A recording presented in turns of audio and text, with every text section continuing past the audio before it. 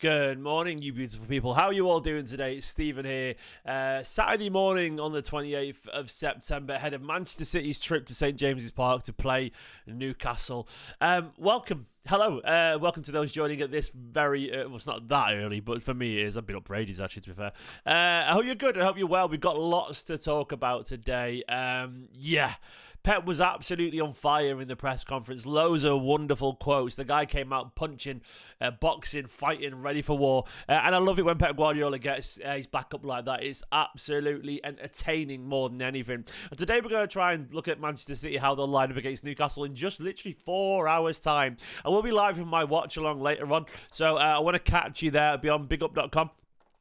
This place, bigup.com, which is a place, it used to be called Tifo, so you might have heard me mention Tifo, but now it's called bigup.com, so I'll be there, bigup.com/Esteemed Kompany. You don't need any keys or anything like that. You don't need a code to join me for the stream. It's just live in 3 hours, 48 minutes, and I'm looking forward to seeing you guys there. The link's in the description below. So it's going to be fascinating. I'm going to do this preview now, so it's a little bit of a late one because I had so much on yesterday. Go swimming with my son. Come back and watch the Newcastle Man City game with you guys, which I can't wait. Give the video a like, join me later, and subscribe if you are new to the channel. So this is going to be interesting. Let me get the preview categories up down there, which is looking a bit wonky. There we go. There we go. Let's get all this sort of sorted out down there. Where are we going? There we go. So yeah, we got loads to talk about. Look, obviously the overview of this game is that we're sort of we're in the post-Rodri news world. The Guardiola did confirm yesterday that he will be out for the season. They weren't encouraging quotes by any stretch of the imagination. I wish I could sit here and pretend that things don't feel like a little bit overwhelming, but unfortunately they do in terms of where we're at with Rodri right now.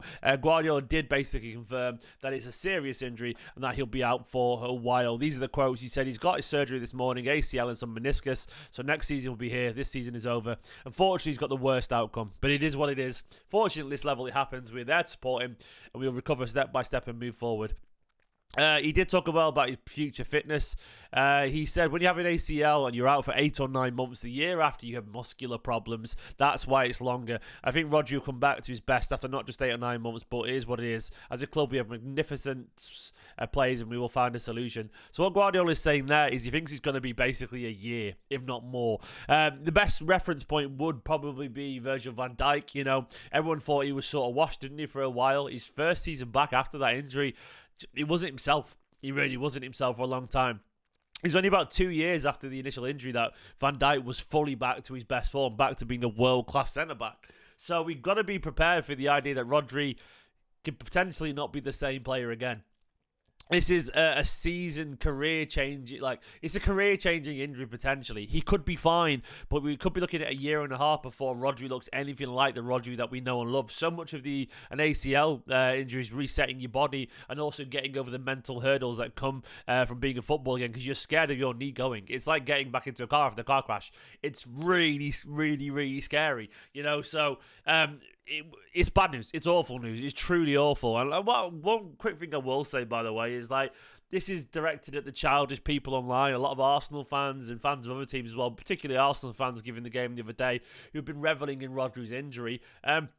I understand you're all just childish little trolls and all that kind of stuff, and a lot of you are just kids who think it's funny to jump on a trend and you don't really care. But for the adults doing it, what I would say is, come on, ultimately you dislike Rodri because he scored a goal against your team. You're acting no different to the legends that you've all adored over the years. He acted like a normal human being, a footballer essentially. And by all accounts, he's a good man, a decent man who has moral core and values. So if you're taking that much pleasure out of the pain, the genuine pain he's going to be in of a guy who's done essentially nothing wrong for the next year, really just sort of check yourself a little bit. I understand when kids do it, but when adults do it as well, grow up, man. This is a young man who's done nothing wrong. He's going to be in an awful lot of discomfort. He's probably had his career changed, and I know he's very rich, but that doesn't make it any easier, you know. So, all that be kind stuff. What happened to that, look, come on, just grow up a little bit is what I would say, because it's a shame for any footballer. Look, if someone said to me, why are you, look, you got double standards here. You celebrate Partey being barged over by Haaland. For one, he's not got a serious injury, and two, let's not compare the moral values of Thomas Partey versus Rodri here. It's very different, let's be honest. So yeah, I think people are being a little bit childish, and grow up is what I would say. If you're an adult, you're an Arsenal fan and you're celebrating this, it's beyond weird because he's done nothing wrong to Arsenal. I understand if you'd like, it, he did something mental, but what's he done? Scored a goal and been a midfielder. Bloody hell, chill out. But anyway, it's not good news. It isn't good news. Not good news at all. Look, I know there's a team news bit there, but I'll sort of skip that because Guardiola also talked about Kevin De Bruyne. I said, I don't know. He said before maybe the international break or after the international break, we'll see. De Bruyne's not available either. I'm going to be honest, when I read all this news yesterday, I was a bit overtired, and when your reaction to news is sort of dictated by your mood. I wasn't in the best mood yesterday, and I was feeling a little bit off and a little bit underwhelmed, a bit tired. And reading all this news about all these injuries, it's definitely not left me in a good place. De Bruyne, I hate the ones when it's a player that is a bit older, when they're like, oh, he should be back, and then the week happens and he's not back, and then another week happens and he's not back, and they're like, oh, okay, yeah, he should be back soon. Like the De Bruyne, they're sort of floating. Like I'm sure he'd be back after international break, but that's another 3 games he's gonna miss if so. So that's no Rodri and no De Bruyne for a decent chunk of games in the end. De Bruyne looks like he's gonna miss about 5 games, if not more. So total it's not great. And De Bruyne obviously at 33 years old, and Rodri out for the season. Foden not fully firing yet. Everyone else over 30 in that midfield. Bernardo, Kovacic, Gundogan.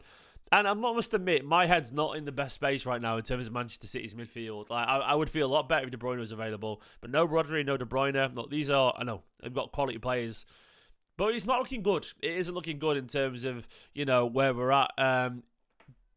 In terms of the team news and all that kind of stuff. It just doesn't feel great right now. It really doesn't. Because we are missing a fair few players. No Ake, no Oscar Bob, no Rodri, no De Bruyne.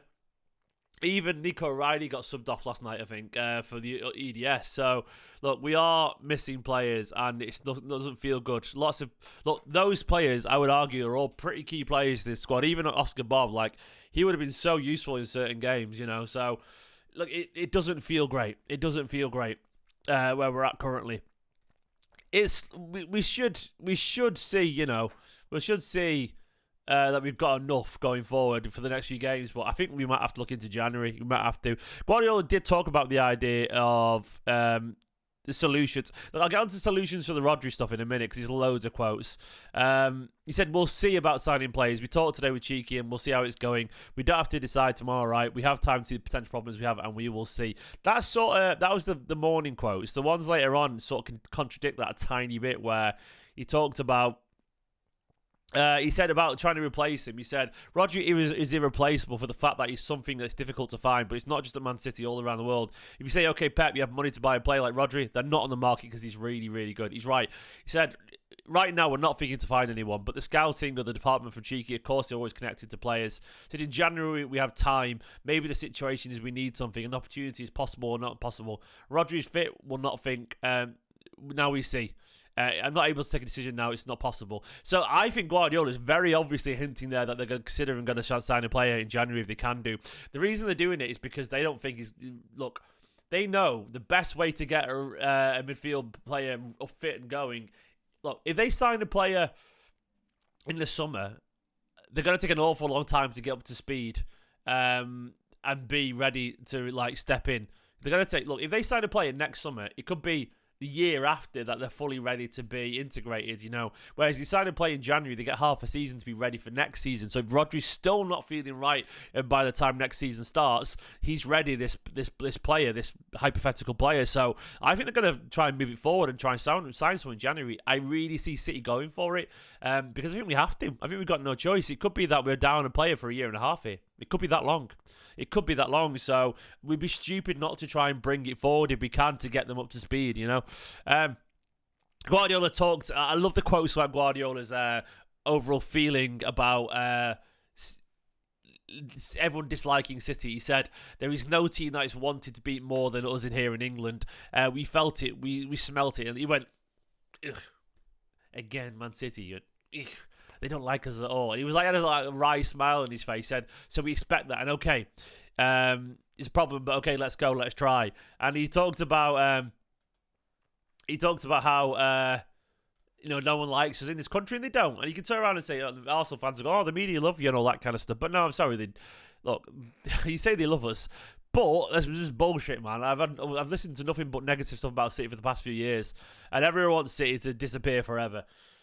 But it is what it is. He also defended Haaland, which I really liked. He said, look, Gabriel, basically he was asked about Haaland's fighting at the end. He said, Gabriel said perfectly after the match, this is a war. We provoked the opponents, pushed them, and at the end, Guardiola said, what can you do? And he's right. Gabriel did say this is a war and provoke him.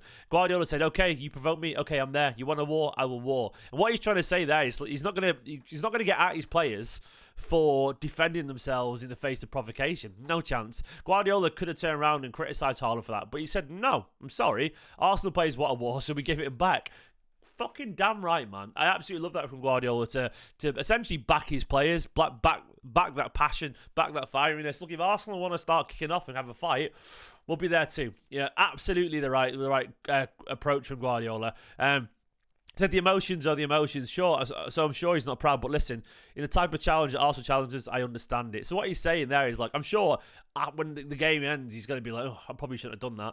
But at the time, no regrets, because it is what it is. Like, if someone's up in your face all game and you get a chance to go right back at him, you take it. Absolutely. I would take it in a heartbeat. I would always do it as well. I can't judge it, because even though you guys may know me as a reasonably calm person, like, I'm a fiery guy as well when I'm competitive. Like, look, I met my best mate by getting into a fight at 5-a-side with him because we were kicking each other all game.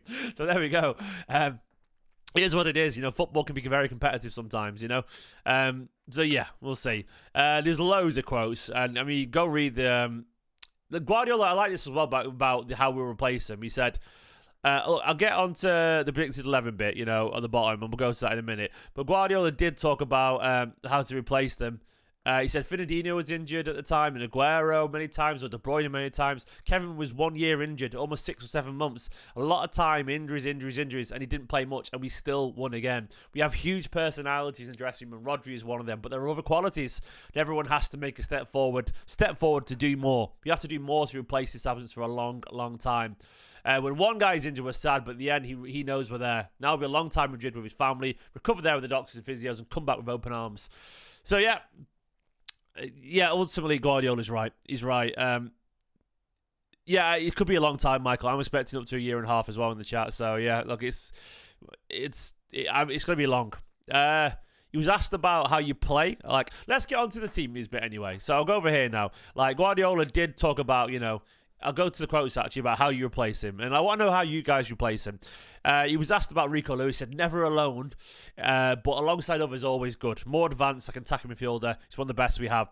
Except Arsenal, he played all the minutes, and Brentford. You say the replacement for Rodri is Rico. No, it's possible. But he gives us something alongside cover, alongside John, Manu, Gundo. At the end, he can do things that maybe can work. We will see. So he won't be Rico Lewis on his own, but alongside other people. He talked about,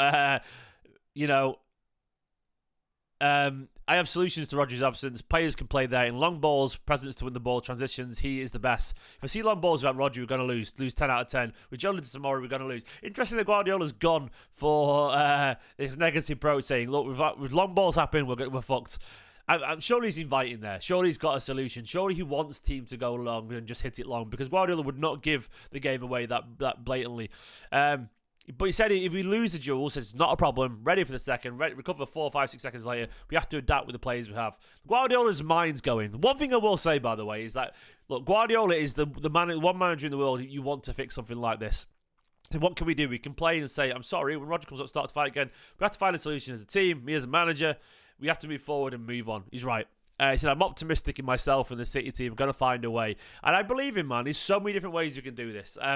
Look, ultimately, we've just think about this team, how we're going to play. We know Ederson's going to start in goal. We know Ederson. That's when he's been a naughty boy. I'll crack that. Vardiol will play there. I think we're going to see... I think we might see... You might not like to see it, but I think we might be seeing this again. Diaz... What's this? Watch this. Diaz, Stones, Akanji. I think his solution might be this. And that's bad news for Rico Lewis, but do not be surprised if we see this as a solution. Because, look, to me, if you want to talk about winning those second balls and the headers aerially, John Stones being there is the best example I can think of personally, or a Kanji or whatever, one of these guys. But I think we might see that, which is bad news for Rico Lewis. Bad news for Kyle Walker, arguably, but I think we might see something like that. Walker could still play here as well, of course, but I've got a feeling he's more comfortable with probably a Kanji playing more centre-backy. Maybe it's going to be more like this, actually. It'll be like this. A Kanji, Guardiola will go forward, potentially a little bit if he does. Kanji will cover that side, and it'll be whatever, something like that. I don't know, but I've got a feeling it could be that. He plays John Stones sort of there. Not great news for Guardiola fans who want to see him get forward, because look, ultimately Guardiola is great going forward, but I don't think it's good news for Rico Lewis either. Look, the guarantee here is this: he will play there. He will play there. Savinho was great the other day. It's weird to think that Savinho is sort of locked right now, but I think he is. Matt, what happens if anyone gets injured, mate? He'll change it. He'll put a Kanji there instead. But, Matt, you could argue about what happens if so-and-so gets injured. What happens if Haaland gets injured? What happens? Look, I think he's going to look for the physicality of someone to play more central. Then if Stones was injured, he'd play a Kanji there. And this would be Walker. It'd be that if Stones was injured. But I think John Stones is almost certain to play tomorrow and probably going to step into midfield. I think it could be a Kanji instead of Walker, because I think a Kanji will cover that side perfectly fine. That would leave Savinho going to play over here. Jack Grealish will almost certainly play, I reckon. I think Jack's currently on fire in terms of his form. It's back to where it should be. You could see this. Foden here. You could see a sort of like a diamond shape where you've got, then this could be these guys here, any two of the four of Gundo, Rico, Kovacic, or Bernardo. I think Gundo is almost certainly going to play. I'm going to say it'll be this. Bernardo Silva, and I think it'll be Kovacic. Do you think Foden starts tomorrow, by the way? I've got a feeling he might do. It's very hard, this. But I'd personally like to see Gundogan, I reckon. But I would like to see Gundogan. No, maybe Kovacic. It's hard to say. Bernardo does need a rest. I think I agree with that, actually. I think it might be Gundogan and then Kovacic. I think we might see this. This, to me, would be a good solution.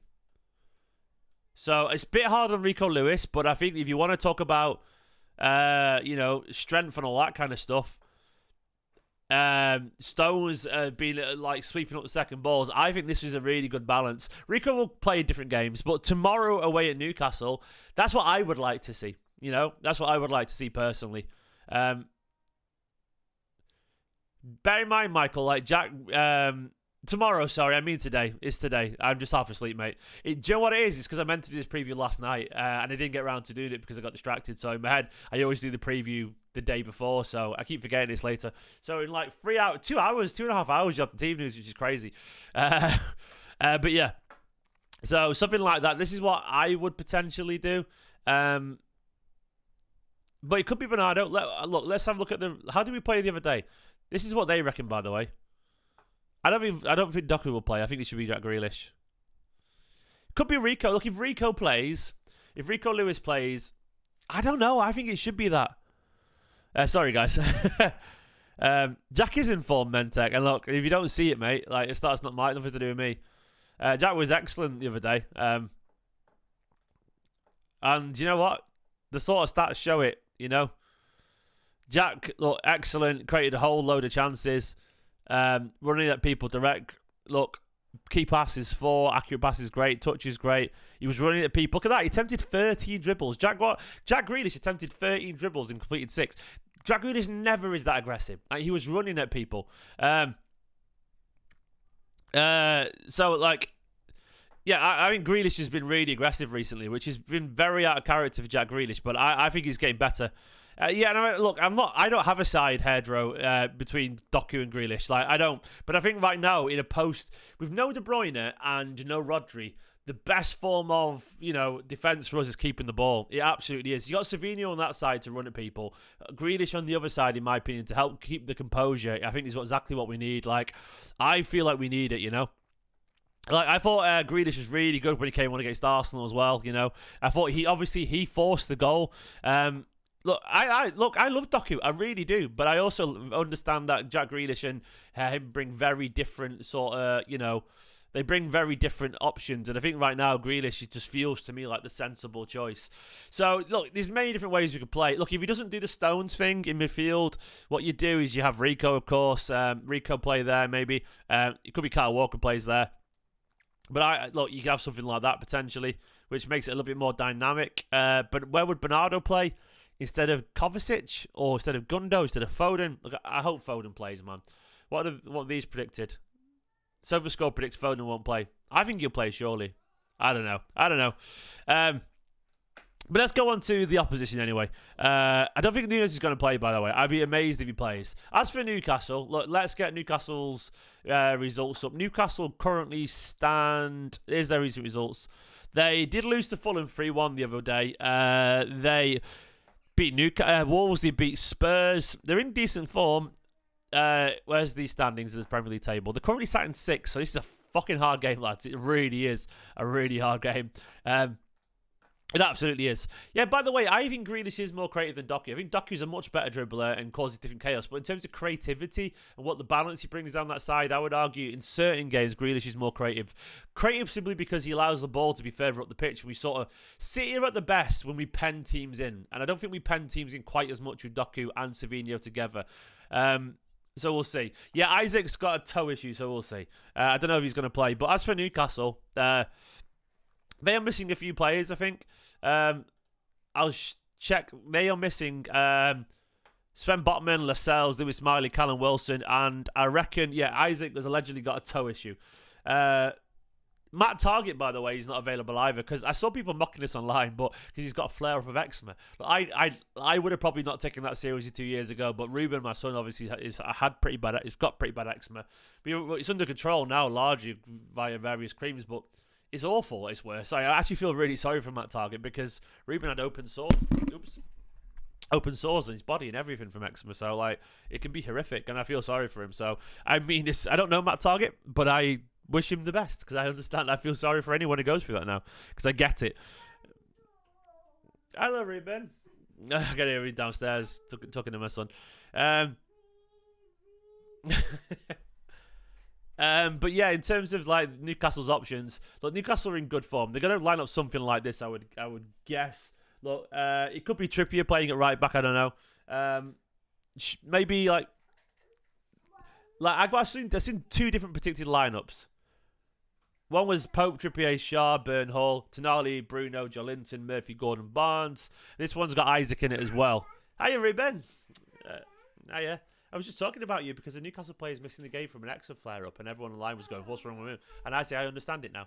Yeah, so Ruben's here to say hello in the good morning. Come here, little man. Oh, come stand it. Oh, here's my little man. You say, hey, guys. Hi, guys. You little charmer. Say, hey, guys. Alexa. It's not Alexa, not Spotify, mate. But for Newcastle, like, is it Ruben Diaz? No, this is Ruben McInerney. He's cooler than Ruben Diaz. Ruben Diaz is great. Remember the name. Can you say, hey guys? Hi guys. Can you say subscribe? Good day. Can you say like? And comment? And comment. You say and comment. In there? Are you guys in there? You are. Anyway, Newcastle. Newcastle are looking really good right now. Newcastle. Do you think? What's your score prediction? I think you're gonna win. See, can you say win or draw or loss? Can you say win or loss? No, he wants a guitar. There we go. Anyway, I'll carry on trying to finish this video. I do think Newcastle. We've got to take them seriously.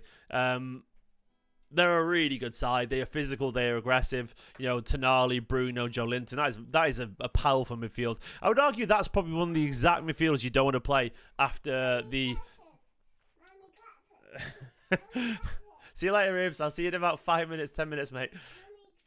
Mummy cuddle, yeah. Daddy cuddle in a minute, mate. Daddy finish working.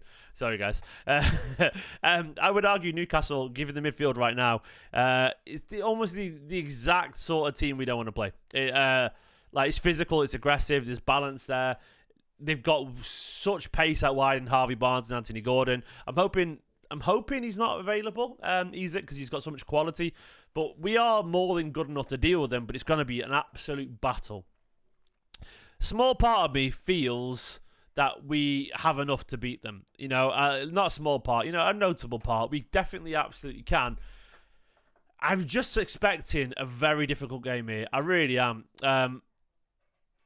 I'm expecting a very difficult game, because they are such a powerhouse of a team where we're at right now emotionally.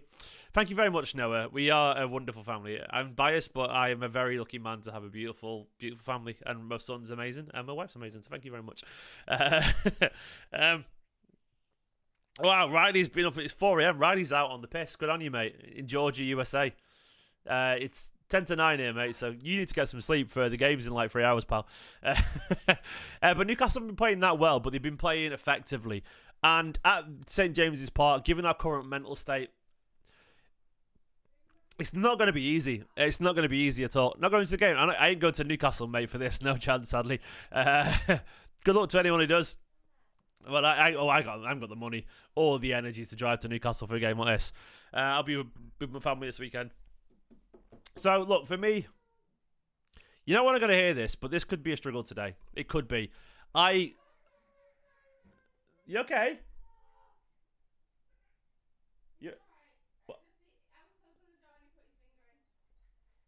You sure? Sorry, Ruby's crying. Water. Sorry, my son's just banged his hand in the door, so I'm going to wrap up the video there because I feel sorry for him. I'm going to see if he's okay. But my prediction is that it's going to be difficult. Look, my head says we'll win this 2-1. It'll be a real battle. Do not be surprised if we drop points here. You might not want to hear it, but right now this is probably the worst possible team we could face. It could be